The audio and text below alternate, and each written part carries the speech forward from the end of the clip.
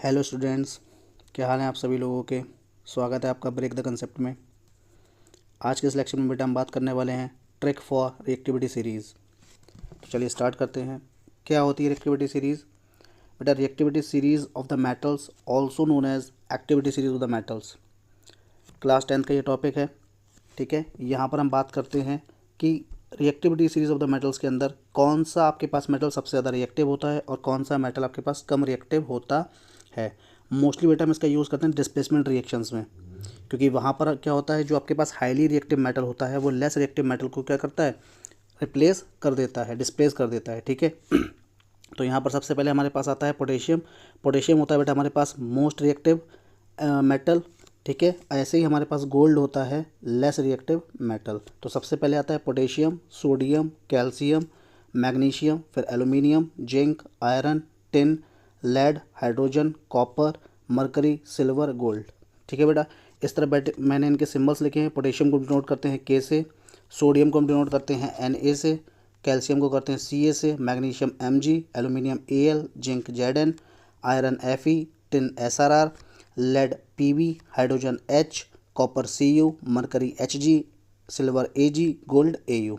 ठीक है, यहाँ पर आप देखो बेटा, एक बच्चा आता है पूछता है सर यहाँ पर हाइड्रोजन जो है वो तो मेटल नहीं है। तो रिएक्टिविटी सीरीज़ के अंदर बेटा हाइड्रोजन इकलौता ऐसा है जो नॉन मेटल होता है। ठीक है, फिर ये रिएक्टिविटी सीरीज़ में क्यों होता है, क्योंकि इसके पास भी क्या होता है बेटा, पॉजिटिव इलेक्ट्रॉन होता है। ठीक है, पॉजिटिव चार्ज होता है ना, क्योंकि मेटल्स के पास क्या होता है, पॉजिटिव चार्ज होता है। हाइड्रोजन के पास भी पॉजिटिव क्यों होता है, क्योंकि इसके पास आउटरमोस्ट शेल में क्या होता है, सिर्फ एक ही इलेक्ट्रॉन रहता है। तो ये क्या करता है, किसी को भी डोनेट कर सकता है। ठीक है, ऐसे अब हम बात करते हैं इसको याद करने की ट्रिक क्या है। तो आप सभी लोगों ने देखा होगा तारक मेहता का उल्टा चश्मा।